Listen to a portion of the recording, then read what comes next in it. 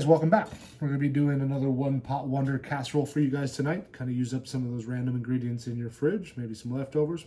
We're going to be making a chicken and spinach pie with feta, ricotta. We've got some chopped up celery that was in the fridge, a little bit of garlic, and then we're going to do a shaved potato top. So instead of doing, if you want to stay gluten-free, you got some potatoes that you need to use up. We're going to show you how to slice them and just layer them on top and build our casserole. So enjoy.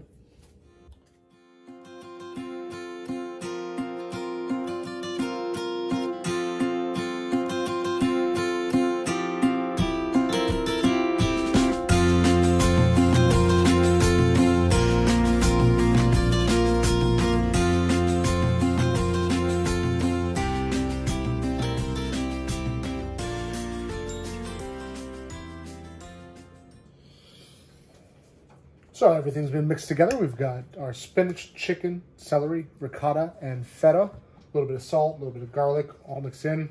We sliced our potato. If you have a mandolin, it's gonna make your life a lot easier. If you have a sharp knife, you can do it as well. If you're using a mandolin, be careful. And then we're just gonna shingle these over the top.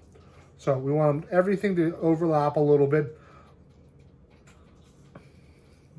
You've got some smaller pieces here. They're great for the corners.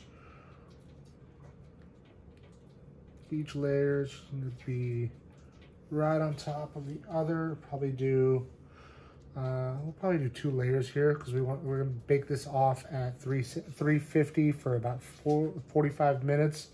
Once we get it all layered, we're going to do a little bit of olive oil on the top, salt, pepper, and then just a touch of Parmesan as well to really get it nice and crunchy on top.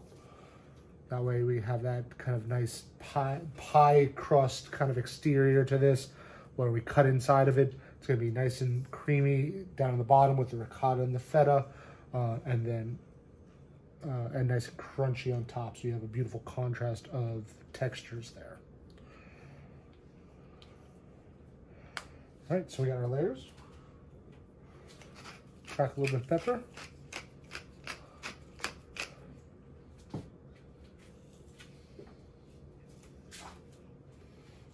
Kosher salt.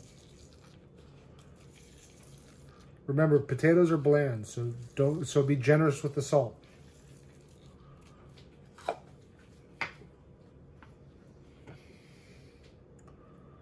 little bit of oil. This is going to help kind of keep it moist and crisp it up. I'm going to grab some Parmesan, and we're going to go in the oven, as I said, 375 for about 45 minutes. All right, so it took about an hour instead of 45 minutes at 375, but we are nice, crispy top, cooked all the way through. We're gonna let this sit for about 5 minutes, and then we'll cut it and we'll eat. So our casserole has been resting. We cut it into quarters.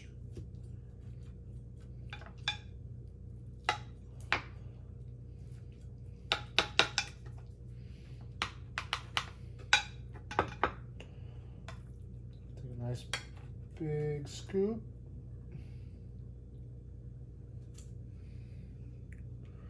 Right in the middle of our plate, a little bit of scallion, and we're good to go.